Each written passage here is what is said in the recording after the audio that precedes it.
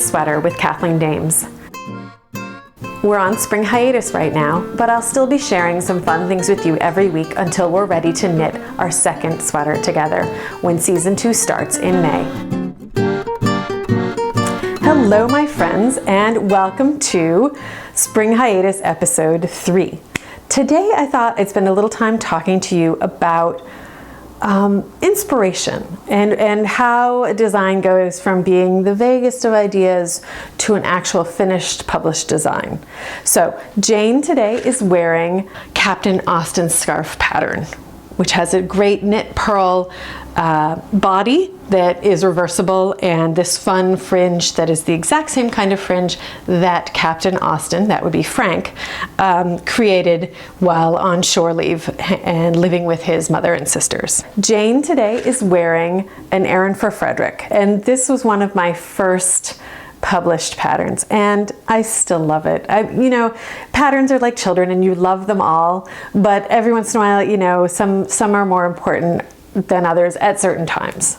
I love all my patterns. I love all my children, but this was the first pattern published in a printed magazine. I'd had a pattern in Knitty before that, and I had self-published some things, but this was the first time you could go to a newsstand and potentially find something of mine. And so that was really exciting. And it was extra exciting because it was inspired by Jane Austen. And Jane Austen is my favorite author, and Persuasion is my favorite novel of hers. So when the call went out for the very first Jane Austen knits, I thought, I really would love to submit something. And what if they chose it? It was such an exciting idea. And they were looking for patterns that either were Regency era appropriate or patterns inspired by characters in the novels. And I immediately thought of Persuasion, and I realized that there would be a lot of people submitting ideas for women's patterns. And they asked for not just women's patterns. So I thought, why not try a men's pattern? Maybe I'll have a better chance with that. And it immediately started all these great ideas. And I'm going to grab I've got my sketchbook here and some of the very original bits. This says Jane Austen Ideas, and I had quite a few of them, and one near the bottom was called Captain Wentworth's Errand. And that set me off. I started looking through all of my pattern books, my stitch pattern books. My precious library includes all 4. I've got 3 because there was one in each of these 3 Barbara Walker stitch treasuries that made it into the sweater. So I grabbed all 3, and they're well worn. The binding's a little broken. They've got flags, and they are well loved and worth every penny for these. So I started looking through all those. I made a list of things, ideas in patterns that I thought might be appropriate. Superimposed double wave, xoxo cable, and I think of it as xoxo cable, like Hugs and Kisses. The slackline cable, twin waves, ensign's braid, Celtic flourish, heartstrings, reef knots, looping waves. All of these things had something to do with the sea, or with the Navy, or with love. And so all of those are sort of concepts that are appropriate to Captain Wentworth and a sweater for him. And then start to look at how those might work together. And it helps if you can find patterns that do the crosses on the same row or have the same interval between crosses, or the action rows, as I like to think of them. And that can make it a lot easier for the knitter when they're working the sweater. To know that, you have a few rows where you just knit the knits and purl the purls, or I should say rounds. This is worked in the round. And then you have a round where you do all sorts of stuff. And then you have a few more rounds. And so it's really nice if you can find a rhythm. It's easier for me as a knitter and designing and knitting the sweater, but I think it's also easier for the knitter working on the end result. One other thing I had to think about was how all these cables were going to work together on the sweater. I had to think about what the yoke was going to look like, what the sweater was going to fit like. And for that, I turned to Elizabeth Zimmerman. I love all of her books. I think I have all of them. But for a knitwear designer thinking about structure in a seamless way, Knitting Workshop is where it's at. And I had read this book quite a while before I started designing. And one of the seamless yokes is called the hybrid yoke. And Elizabeth has you make these saddles that go up onto the shoulder and then straight up the back, and it all comes together. And I thought, what would happen if you put cables in there? And you could have that one cable keep going up the back, and you could have another cable from the sleeve keep going up the shoulder. And wouldn't that be cool and fun to knit, an exciting thing to knit, not just to wear, but to actually create? And it was a lot of fun. It was definitely a challenge to work it all out, but I think it came out beautifully. We've got your Celtic flourish in the middle of the front and back, and it goes up the back of the neck.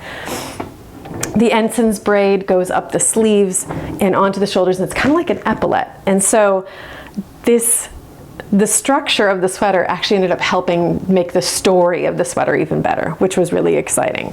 So, because at some point, Captain Wentworth must have been an ensign in the Navy. And we've got our xoxo cables for hugs and kisses, and we've got twin waves here too, because we wanted to have a variety of cables on the body of the sweater. And of course, the Celtic flourish is because Captain Wentworth is spotted across the room by a couple of other characters, and one of them says to the other, "Oh, who's that over there? He has, the air of an Irishman." And no, he's not Irish. I barely know him. His name is Wentworth. And so this Celtic flourish was kind of perfect for that. And then to top it all off, just a simple rolled neck. I felt like the cables were such a great story that doing something more complicated at the neck was just going to distract people. And we start right away at the body and the cuffs, working our way up with the cables right away. I wanted something a little more modern, and I felt that was the case.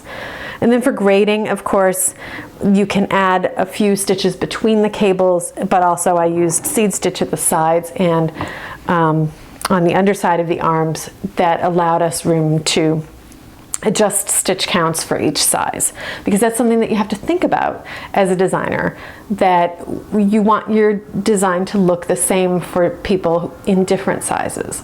And that's a challenge, but it's a fun challenge that I enjoy. So that's the story of an Aran for Frederick. And of course, there are people who will quibble and say it's not actually an Aran, and they may be correct. It's not from the Aran Isles. These cables are from all over. I don't know what part of Ireland my family is from, but I still feel that this works being called an Aran for Frederick. And it was originally published in Jane Austen Knits 2011. The very first issue, which was so exciting. And if you don't have that issue, you can get a copy of the pattern directly from me by visiting my Ravelry shop. So that's the story of an Aran for Frederick. Thank you so much for being here. I hope you like stories in your sweaters too. And here's the very first sketch of Frederick Wentworth's sweater, way back when it was just a baby idea scribbled in pencil. And now it's the full-on wonderful unisex sweater that you see here today. Come back next week. We're gonna do a little preview of our next sweater for season 2. And then you'll have a little more time before we are ready to get started with the second season. So there'll be another hiatus episode after next week's. So don't worry, I'll tell you what you need to do. We'll start talking about the pattern and we'll get ready to go in May. Many thanks to Jane Austen for writing Persuasion, for Belknap Press at Harvard University for putting out these gorgeous annotated illustrated editions, Interweave Knits and Jane Austen Knits for taking a chance on a new designer and continuing to put out lovely quality publications, to Schoolhouse Press and Elizabeth Zimmerman for wonderful, helpful books that explain the engineering of knitting, Barbara Walker for compiling these amazing stitch treasuries and for Schoolhouse Press for putting them out. Just a reminder that you can find show notes for this and every episode at KathleenDames.com.